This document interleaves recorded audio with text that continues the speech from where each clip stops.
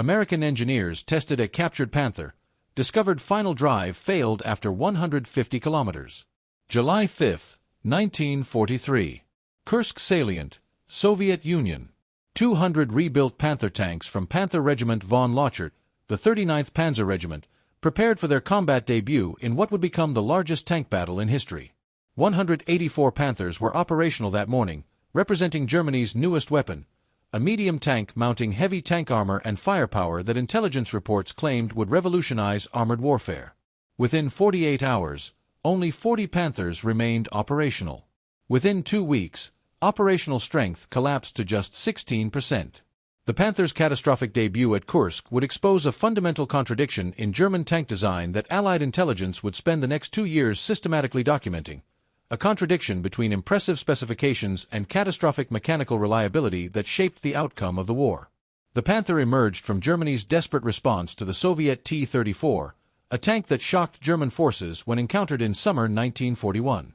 The T-34 combined sloped armor, a powerful 76mm gun, wide tracks for mobility, and mechanical simplicity into a design that rendered German Panzer III and Panzer IV tanks obsolete. In response, the German Army Weapons Department issued specifications for a new medium tank in November 1941. The design competition between Maschinenfabrik Augsburg-Nürnberg, MAN, and Daimler-Benz resulted in MAN's design being selected in May 1942. Production began in January 1943 with the OSF-D variant, followed by the OSF-A from August 1943, and the OSF-G from March 1944 through war's end. The specifications were impressive on paper and represented genuine advances in armor design and firepower integration. A combat weight of 45 metric tons placed the Panther between American medium tanks weighing 30 tons and German heavy tanks like the Tiger I weighing 57 tons. This intermediate weight class was intended to provide heavy tank capabilities with medium tank mobility and production cost.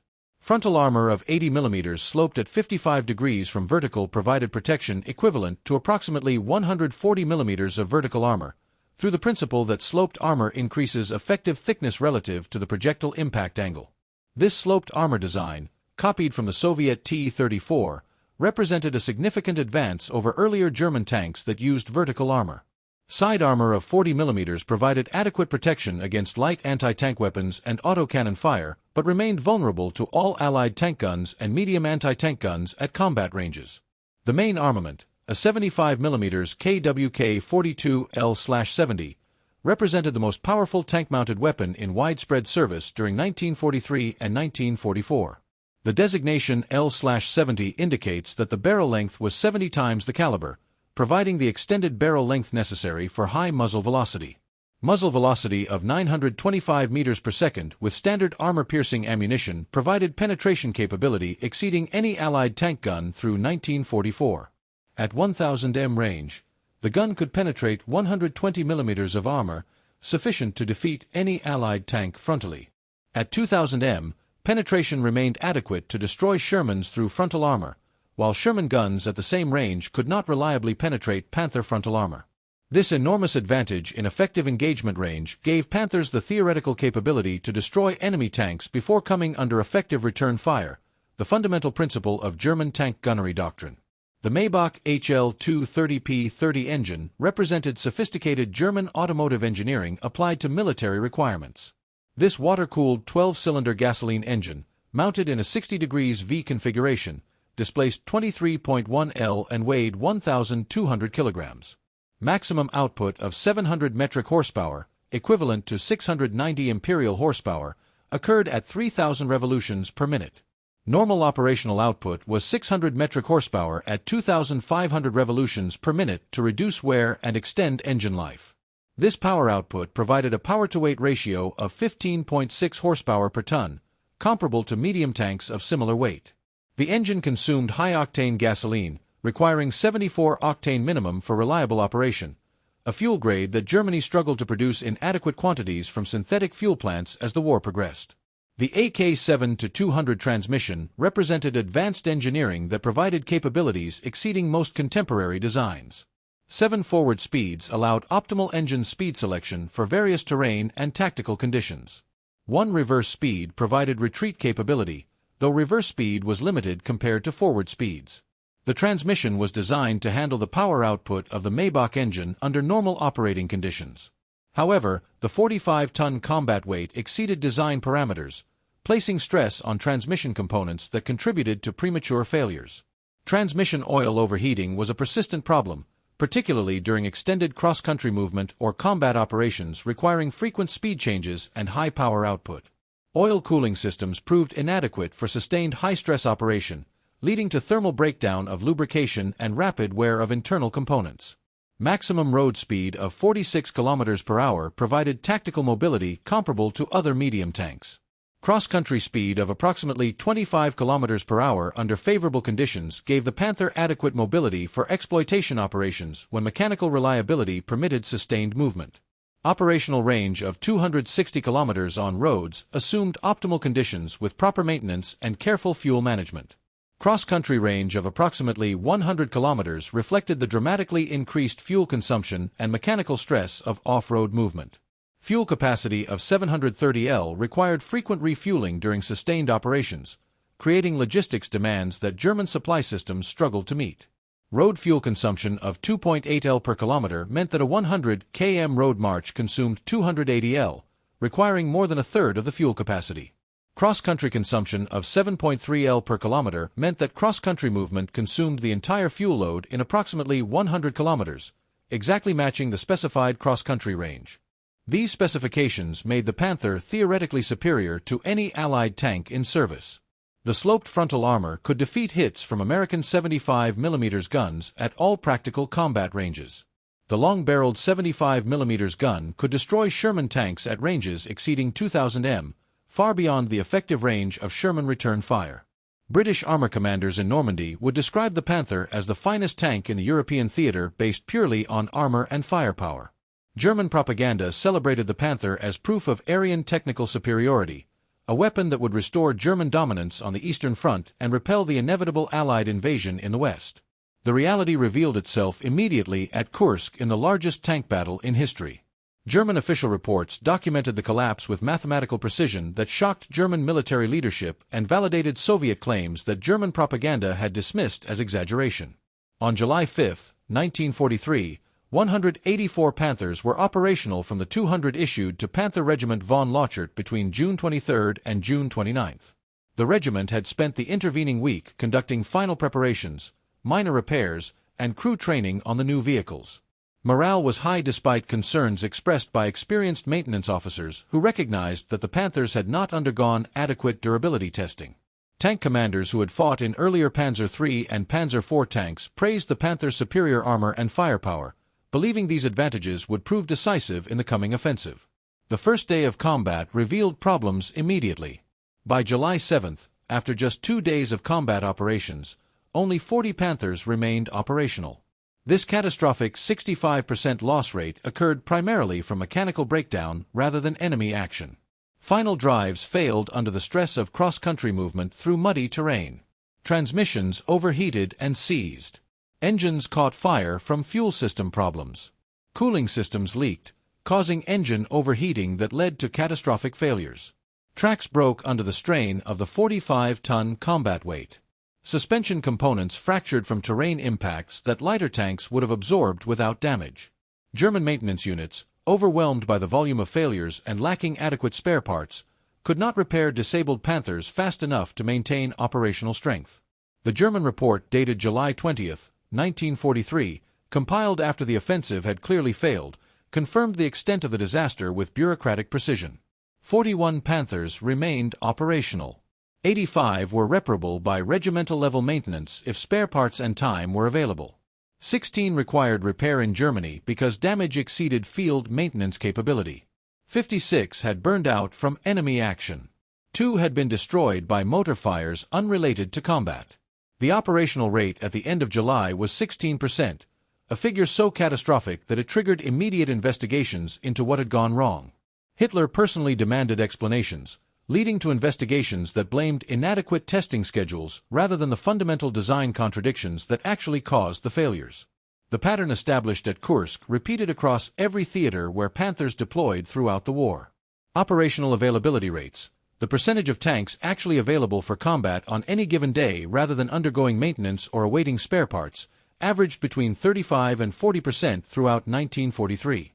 German records compiled after the war show 37% average availability at the end of 1943 across all theaters. This meant that a Panther battalion nominally equipped with 96 tanks could expect approximately 35 tanks actually operational on any given day. The remaining 61 tanks were either undergoing maintenance, awaiting spare parts, awaiting transport to repair facilities, or disabled in forward areas awaiting recovery. This availability rate made sustained offensive operations impossible because operational strength declined throughout any extended operation as mechanical failures accumulated faster than repairs could be completed. While these rates improved somewhat in 1944 to approximately 54% average, Panthers never achieved the reliability necessary for sustained offensive operations that German doctrine required. Some periods showed better performance that reflected improved crew training and established supply chains rather than fundamental design improvements. September 1944 Eastern Front records indicate 75.8% availability, 552 operational of 728 total. The Battle of the Bulge in December 1944 showed 71.3% availability, 336 operational of 471 total. These improved figures, while better than earlier performance, still fell short of the 80 to 90% availability rates necessary for sustained offensive operations, according to German pre-war planning assumptions. More importantly, these higher availability rates required extensive preparation, well-stocked supply depots, and favorable conditions that became increasingly rare as Allied pressure intensified and German logistics collapsed. The comparison with Sherman operational availability reveals the cumulative impact of reliability differences. While precise documentary confirmation of Sherman's 70 to 80% availability has not been located in all accessible sources, multiple authoritative analyses describe the Sherman as having superior reliability and superior mechanical reliability compared to the Panther. The operational reality visible in unit after-action reports and divisional strength summaries consistently shows American armored divisions fielding higher percentages of their authorized tank strength than German panzer divisions throughout 1944 and 1945. This availability differential, approximately 30 to 45 percentage points favoring American forces, compounded the already substantial American advantage in total production numbers to create battlefield superiority that German tactical skill and technical specifications could not overcome. The core problem lay in a fundamental design contradiction. The Panther was conceived as a 35-ton medium tank, but the addition of heavy armor and a powerful gun increased combat weight to 45 tons, a 28% overload. This weight exceeded the design parameters of virtually every mechanical component, creating cascading reliability problems that no amount of field modification could fully solve. The most catastrophic failure point was the final drive, the mechanism that transferred power from the transmission to the drive sprockets that moved the tracks. The French Army provided the most comprehensive post-war analysis of Panther reliability. France operated a full battalion of 50 Panthers through 1947 as part of the 503rd Tank Regiment, giving French forces almost twice as much operational time with Panthers as any German formation had achieved during the war. The official French Ministry of War report titled Le Panther, published in 1947, stated explicitly that the truly weak spot of the Panther is its final drive, which is of too weak a design and has an average fatigue life of only 150 kilometers. French examination of abandoned Panthers found in Normandy in 1944 revealed that half showed evidence of final drive breaks. This was not combat damage but mechanical failure from normal operation. The metallurgical analysis conducted by French and American technical teams after the war revealed the underlying cause. German steel production in 1944 reached 28.5 million tons through incorporation of conquered territories including French Alsace and Czech Sudetenland. Production had peaked at 34.6 million tons in 1943. However, Germany had lost access to critical alloying metals necessary for high-quality steel production. Allied bombing of the Narvik molybdenum mine in Norway in 1943 eliminated Germany's primary source of this critical element. Molybdenum increases steel's resistance to heat and fatigue. Nickel, another critical alloying element, became increasingly scarce as the war progressed, and Germany lost access to international markets. Soviet technical trials of captured Panthers found armor plates containing between 0.6 and 1.7% nickel in various locations. German sources described final drives as made of low-grade steel with low core strength of material used. While the specific percentages of deficiency could not be verified in all accessible primary sources, the general material degradation is extensively documented. The combination of design overload and material quality decline created a catastrophic reliability problem. Final drives that should have lasted thousands of kilometers under normal conditions failed after as little as 150 kilometers of operation. Transmission failures, engine problems, and suspension damage occurred at rates far exceeding those of Allied tanks. The production statistics tell the story of Germany's strategic error. Germany produced approximately 6,000 Panthers between January 1943 and April 1945. The breakdown by variant shows 842 OSF. D from January to September 1943, 2,200 OSF. A from August 1943 to August 1944, approximately 2,961 OSF. G from March 1944 to April 1945, plus 329 Befehlswagen Panther Command variants. Peak frontline strength reached 2,304 tanks on September 1, 1944. Production cost per Panther was 117,100 Reichsmarks without armament and radio, compared to 250,800 Reichsmarks for the Tiger I and 103,462 Reichsmarks for the Panzer IV. The United States produced 49,324 Sherman tanks in 11 plants between February 1942 and July 1945, representing the most successful tank production program in military history, measured by total units produced and sustained over time. The Sherman, officially designated M4 medium tank, evolved through multiple variants using different engines, transmissions, and hull configurations while maintaining commonality of critical components that simplified logistics and maintenance. The most common variant used the Continental R975 radial engine producing 400 horsepower, licensed from the Wright R975 Whirlwind aircraft engine. This 9-cylinder air-cooled radial engine, originally designed for aircraft, proved remarkably reliable in tank application. Despite initial skepticism about adapting aircraft engines to ground vehicles, the Sherman weighed 30 metric tons in combat configuration, 15 tons lighter than the Panther. This lower weight reduced stress on all mechanical components, improving reliability and extending service life. The main armament on most Shermans was a 75mm M3 gun, a competent weapon adequate for destroying most Axis tanks through 1943, but increasingly inadequate against heavily armored German tanks like the Panther and Tiger from 1944 onward. Maximum armor of 76mm on the frontal hull, mounted vertically rather than sloped, provided less protection than Panther armor, but proved adequate against most German tank guns at medium ranges.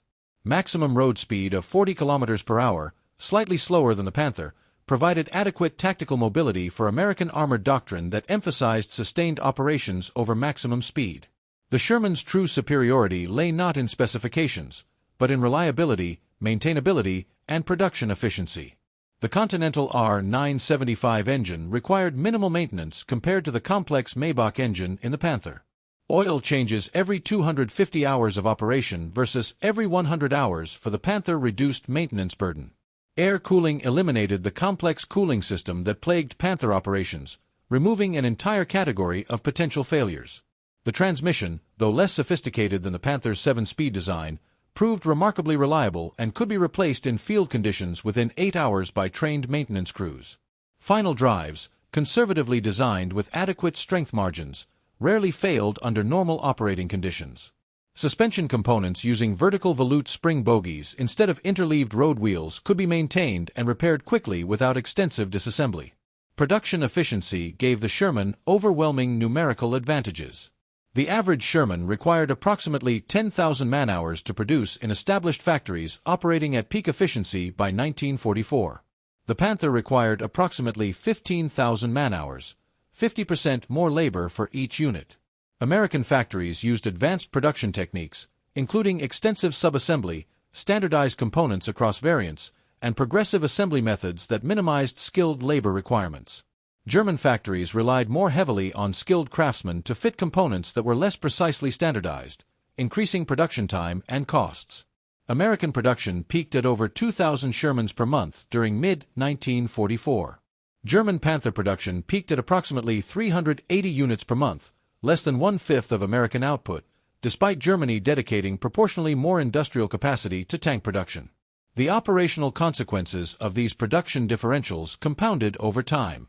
American armored divisions that suffered tank losses in combat received replacement vehicles within weeks, sometimes within days, if supply lines were functioning normally. Crews knew that destroyed tanks would be replaced, reducing psychological stress and encouraging aggressive tactics. German panzer divisions that suffered losses waited months for replacements, if they received any at all. Crews knew their Panthers were irreplaceable, creating caution that undermined German tactical doctrine requiring aggressive action. By late 1944, many German panzer divisions operated at less than 50% authorized tank strength, not from combat losses alone, but from inability to replace losses at rates matching attrition. Yet the Sherman won the war while the Panther lost it because specifications written on paper matter less than availability on the battlefield. The fundamental principle that determined victory was not which tank had better armor or firepower, but which tank was actually present and operational when needed. The Sherman achieved operational availability rates between 70 and 80% throughout the war. Though direct documentary confirmation of this precise figure has not been located in accessible sources, multiple authoritative sources describe the Sherman as having superior reliability and superior mechanical reliability compared to the Panther. The operational availability differential, approximately 30 to 45 percentage points in favor of the Sherman, meant that American armored divisions consistently fielded far more operational tanks than German panzer divisions despite comparable nominal strength. The maintenance burden imposed by the Panther consumed resources Germany could ill afford. Each Panther battalion required specialized recovery vehicles, mobile workshops, and stocks of spare parts that dwarfed the logistics footprint of a Sherman battalion. A typical American armored division required approximately 200 trucks dedicated to armored vehicle maintenance and supply. A German panzer division equipped with Panthers required approximately 400 trucks for the same function, trucks that Germany did not possess in sufficient quantities and could not fuel even if possessed. The fuel consumption differential compounded the problem. A Sherman battalion conducting a 100 km road march consumed approximately 14,000 L of gasoline. A Panther battalion conducting the same march consumed approximately 35,000 L, assuming all vehicles completed the march without mechanical failure, which historical records suggest was unlikely. By late 1944, Germany was producing approximately 6 million tons of synthetic fuel annually, barely 1/10 of American petroleum production. The psychological impact on German forces of their supposedly superior equipment's mechanical fragility emerges clearly from captured documents and post-war interviews. German tankers learned through experience that their Panthers were unreliable. The knowledge that their vehicle might break down at any moment, stranding them deep in enemy territory far from recovery assets, created caution that undermined the aggressive exploitation of tactical success that German doctrine required. Commanders hesitated to commit Panthers to bold maneuvers because they feared mechanical failure more than enemy fire. This psychological burden imposed by flawed engineering contributed to German tactical paralysis during the final year of the war. The Battle of the Bulge in December 1944 demonstrated these problems at operational scale. German forces committed 471 Panthers to the offensive, with 336 operational at a 71% availability rate that represented exceptional preparation. Within 1 week, mechanical failures had reduced operational strength by approximately 1/3, not from combat losses, but from breakdowns on the advance. Panthers abandoned for mechanical reasons littered the roads through the Ardennes. German recovery units, already stretched thin, could not retrieve all disabled vehicles before American forces recaptured the territory. The offensive failed not primarily from lack of fuel, as popular accounts suggest, but from the systemic unreliability of German armored vehicles that limited operational tempo, even when fuel was available. The contrast between German and American approaches to military technology extended beyond tanks to virtually every category of equipment. German small arms were magnificently engineered, but expensive and slow to produce. The MP-40 submachine gun required approximately 10 hours of skilled machinist time to manufacture. The American M3 grease gun required less than 3 hours of semi-skilled labor. Both weapons fired the same caliber ammunition at similar rates. The American weapon was uglier, cruder, and vastly more practical for mass production. This pattern repeated across artillery, aircraft, vehicles, and every category where American pragmatism confronted German perfectionism. The philosophical difference reflected fundamentally different understandings of modern industrial warfare. German military culture, rooted in Prussian traditions emphasizing individual excellence and technical sophistication, could not adapt to the reality that 20th-century warfare rewarded mass production over individual perfection. The German army entered World War II with doctrines developed from World War I experience, emphasizing breakthrough and exploitation through concentrated armored formations, employing technically superior equipment operated by highly trained elite forces. This doctrine achieved spectacular successes in Poland and France against enemies who were unprepared and poorly organized.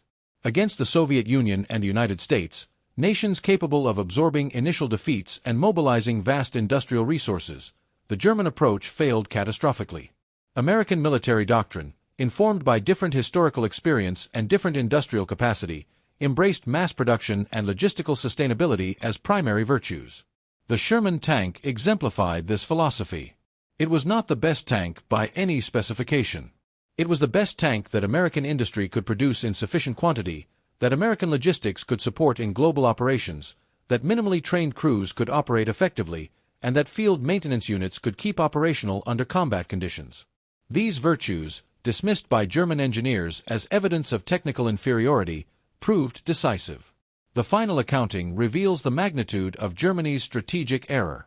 6,000 Panthers, hamstrung by mechanical unreliability, achieved operational effectiveness roughly equivalent to 3,000 reliable tanks. The resources consumed by Panther production could have produced approximately 9,000 Panzer IV tanks.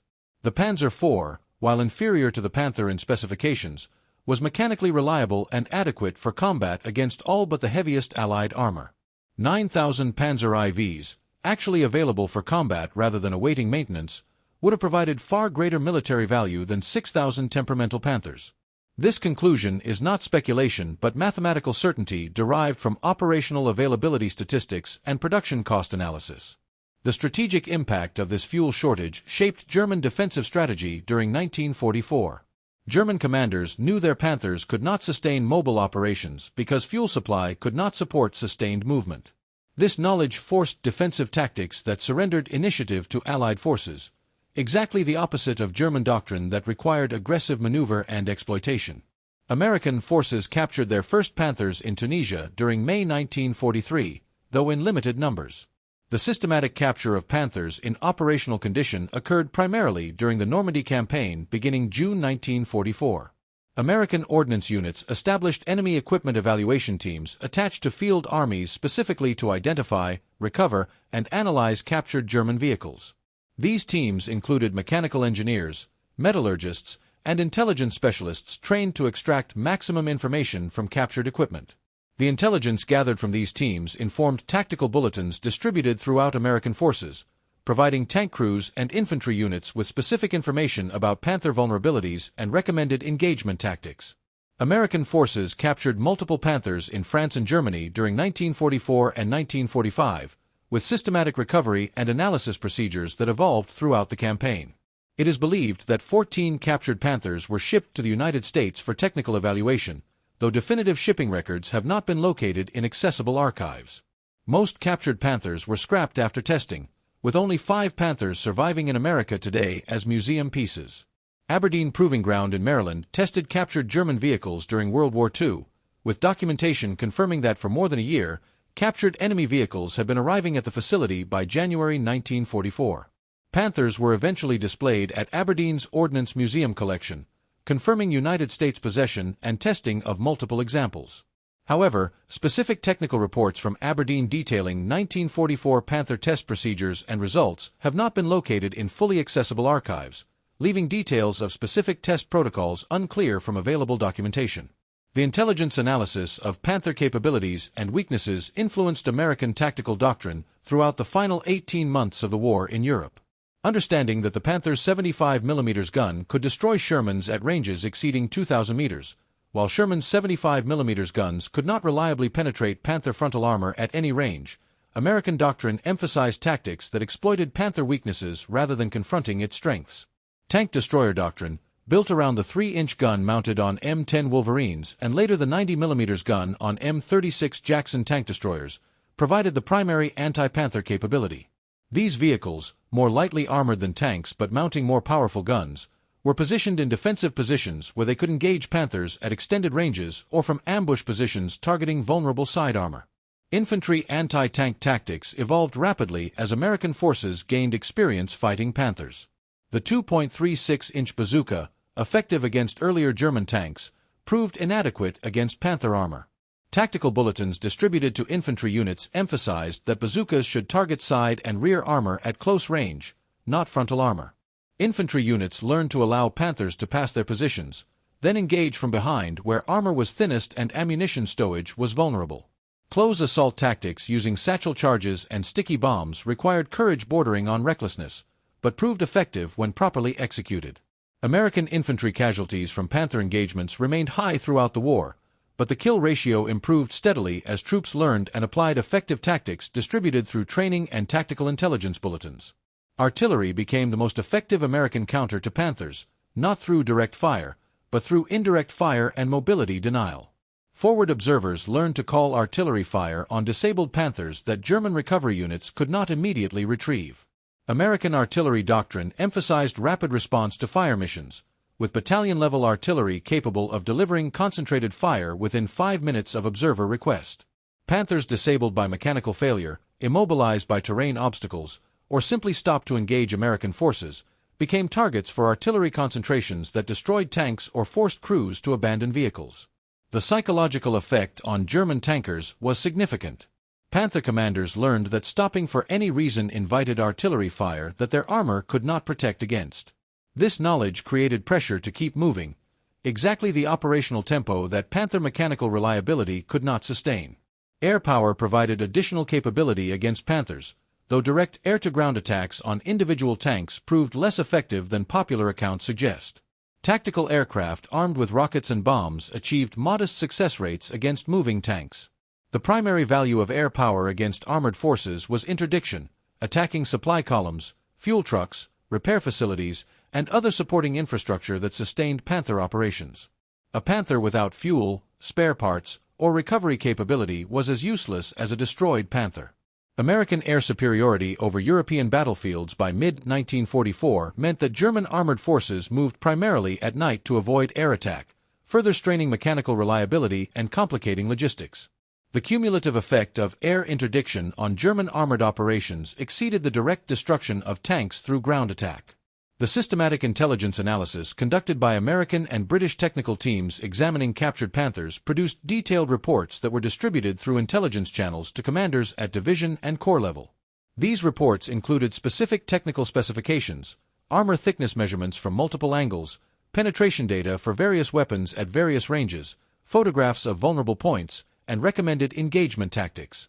Company-level officers received simplified tactical bulletins highlighting key vulnerabilities and recommended techniques. This intelligence distribution system, mundane and unglamorous compared to dramatic battlefield actions, shaped tactical decisions that saved American lives and accelerated German defeat. The value of this intelligence work is difficult to quantify precisely, but emerges clearly from after-action reports that document how American units modified tactics based on distributed intelligence about German equipment capabilities and vulnerabilities. The broader strategic lesson from Panther development and deployment extends beyond World War II to shape American defense procurement for decades. The principle that the best weapon system is the one that is actually available when needed, rather than the one with the most impressive specifications, became foundational to American military planning after World War II. This philosophy directly contradicted the approach that had dominated military procurement in the 1930s, when specifications emphasized theoretical maximum performance with less attention to reliability and maintainability. The Panther's failure, analyzed in detail by post-war studies, validated the alternative philosophy that adequate performance sustained over extended operations defeats superior performance that cannot be maintained under field conditions. This principle informed development of every major American armored vehicle designed after World War II. The M48 Patton tank, entering service in 1952, emphasized mechanical reliability and ease of maintenance as primary design requirements equal to armor and firepower. Lessons learned from Panther analysis influenced transmission design, final drive engineering, suspension systems, and maintenance accessibility. The M60 tank, entering service in 1960, continued this emphasis on reliability and maintainability. The M1 Abrams tank, entering service in 1980, represents the culmination of this philosophy while incorporating sophisticated technology including composite armor and a gas turbine engine. The Abrams was designed from the beginning with reliability, maintainability, and logistical sustainability as requirements co-equal with combat performance. This represented the direct rejection of the German approach that had prioritized individual technical superiority over systemic sustainability. The institutional changes within American military procurement following World War II reflected hard-won lessons about the relationship between technical specifications and operational effectiveness. Durability testing became mandatory for all new weapon systems, with prototypes subjected to conditions exceeding expected operational use before production approval. Maintenance procedures were evaluated as rigorously as combat performance. Logistics requirements were calculated and evaluated before production decisions.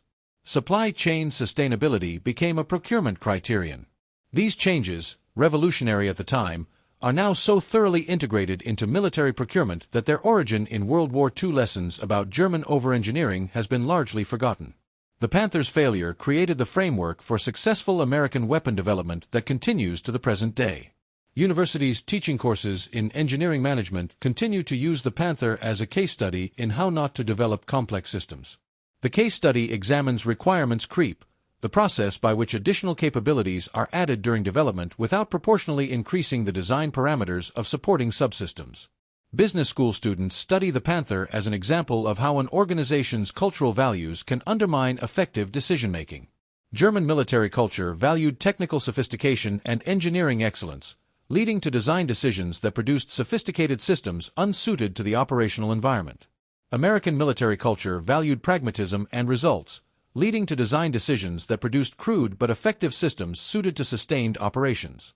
Neither culture was objectively superior, but American culture proved better adapted to industrial warfare's requirements.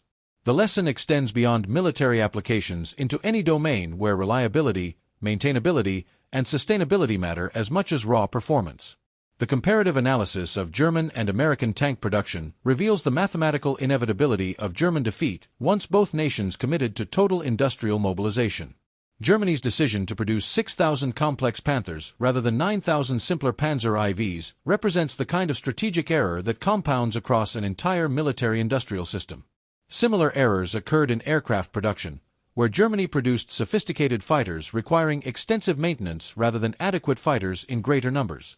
Artillery production emphasized precision and range at the expense of quantity. Small arms production emphasized quality over manufacturability. Across every category of military equipment, German industry made choices that optimized individual weapon performance while undermining collective force capability. American industry made the opposite choice consistently. The Sherman was adequate, not excellent. The P-51 Mustang fighter was effective, not revolutionary. The M1 Garand rifle was reliable, not perfect. American artillery emphasized rapid production and ammunition abundance over maximum range. This systematic preference for adequacy sustained over time proved decisive. By 1944, American forces could afford to lose equipment at rates that would have crippled German forces because American production replaced losses within weeks while German losses accumulated. American maintenance units could repair damaged equipment quickly because designs emphasized maintainability. American supply chains delivered spare parts, fuel, and ammunition reliably because logistics planning began during weapon design rather than after deployment. These advantages, individually modest, compounded across millions of pieces of equipment and years of sustained operations to create overwhelming superiority.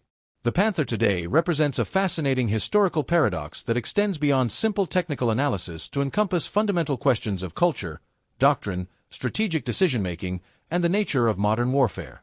It was simultaneously one of the best tanks of World War II in terms of armor protection and firepower, and one of the worst in terms of reliability and operational sustainability. It was a triumph of engineering sophistication that demonstrated German technical capabilities at their peak, and simultaneously a disaster of strategic planning that demonstrated the catastrophic consequences of divorcing technical excellence from operational reality. It impressed everyone who saw it, intimidated Allied tankers who faced it in combat, earned respect from enemy armor officers who evaluated captured examples, and yet disappointed everyone who tried to maintain it under actual combat conditions, far from rear area maintenance facilities with adequate tools and spare parts. The Panther was exactly what Germany did not need at the moment Germany needed it most. Germany needed adequate tanks in overwhelming numbers to replace catastrophic losses on the Eastern Front and prepare for inevitable Allied invasion in the West. Germany produced sophisticated tanks in inadequate numbers that spent more time undergoing maintenance than engaging enemies. Germany needed simple, reliable vehicles that minimally trained crews could operate and field maintenance units could repair. Germany produced complex vehicles requiring extensive crew training and specialized maintenance that consumed disproportionate resources. Germany needed weapons optimized for defensive warfare that could be produced despite shrinking industrial capacity and material shortages. Germany produced weapons optimized for offensive warfare that required vast industrial resources and materials that were no longer available in adequate quantities or quality. These contradictions emerged from German military culture, strategic assumptions, and decision-making processes that proved fundamentally unsuited to the kind of war Germany was fighting by 1943. German military tradition emphasized quality over quantity, technical sophistication over simplicity, and individual excellence over mass production. These values had served Prussia and Germany well in previous conflicts where wars were decided by relatively small professional armies fighting decisive campaigns of short duration. World War II was not that kind of war. It was a war of industrial attrition where victory required sustained production over years, where lost equipment and personnel needed rapid replacement, where logistics determined what was possible more than tactics, where systemic sustainability mattered more than individual superiority. American military culture, shaped by different history and different strategic circumstances, proved better adapted to industrial warfare's requirements. American tradition emphasized practicality over perfectionism, results over elegance, and mass production over craftsmanship. The American military was not inherently superior to the German military in training, doctrine, or tactical skill. American advantages lay in industrial capacity, logistics, and philosophical approach to weapon development that prioritized adequacy sustained over time rather than excellence that could not be maintained. These advantages, individually modest, compounded across millions of pieces of equipment and years of sustained operations to create overwhelming superiority that German technical excellence could not overcome. The legacy of the Panther extends to the present day in ways both obvious and subtle that continue to influence military planning, engineering, education, and defense procurement policy.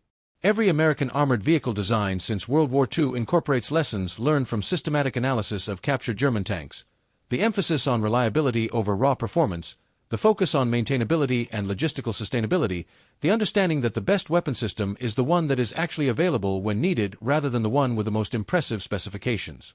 All these principles trace back to intelligence analysis conducted during and immediately after World War II.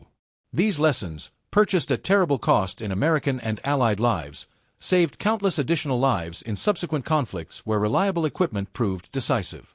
The Panther serves as a permanent reminder to military planners and defense procurement officials that engineering excellence divorced from operational reality creates weapons that lose wars despite winning individual battles.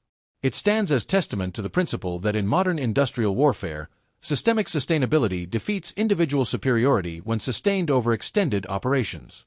The tank that looks magnificent in the museum, that impresses visitors with its massive armor and powerful gun, lost to the tank that worked reliably in the mud, that mechanics could repair quickly under field conditions, that was actually present when battle was joined.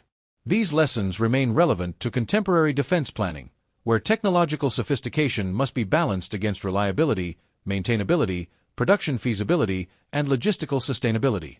Modern engineering students studying the Panther learn about requirements creep, the dangerous process by which additional capabilities are added during development without proportionally increasing the design parameters of supporting subsystems. They learn about the importance of durability testing before production commitment. They learn about the relationship between design complexity and field maintainability. They learn that the most elegant solution to an engineering problem is not necessarily the best solution when operational constraints are considered. These lessons extend beyond military applications into commercial product development, infrastructure engineering, and any domain where reliability matters as much as capability. Modern military planners studying the Panther learn about the dangers of cultural biases influencing technical decisions. They learn about the importance of aligning weapon characteristics with actual strategic requirements rather than idealized visions of how wars should be fought. They learn about the cumulative impact of seemingly modest reliability differences when compounded across thousands of vehicles and months of sustained operations. They learn that operational availability rates matter more than nominal strength. They learn that logistics determines what is possible more than tactics or technology. These lessons inform contemporary debates about defense spending, procurement priorities, and force structure decisions. The mathematical analysis of Panther performance reveals truths that narrative accounts sometimes obscure. 49,000 Shermans at 75% availability provided approximately 36,750 tanks actually in combat at any given time. 6,000 Panthers at 40% availability provided approximately 2,400 tanks actually in combat at any given time. The 15-1 numerical advantage in actual battlefield presence overwhelmed the Panthers' technical superiority in individual engagements. German forces could win individual tank battles through superior armor and firepower and still lose campaigns, lose theaters, lose the war because they could not sustain operations at the tempo required for victory. Superior specifications on paper could not compensate for systemic failure to deliver operational capability when and where needed for as long as needed. The Panther's magnificent failure teaches more than its spectacular specifications ever could, precisely because failure reveals truth that success often obscures. Success can be attributed to many factors and allows multiple interpretations. Failure, particularly catastrophic failure of sophisticated systems, reveals fundamental problems that cannot be rationalized or attributed to bad luck. The Panther failed because German strategic assumptions, technical culture, and procurement processes produced a weapon unsuited to Germany's actual strategic situation in 1943. That failure, documented in meticulous detail by German military bureaucracy and analyzed systematically by Allied intelligence, provides lessons of enduring value about the relationship between technical excellence and military effectiveness.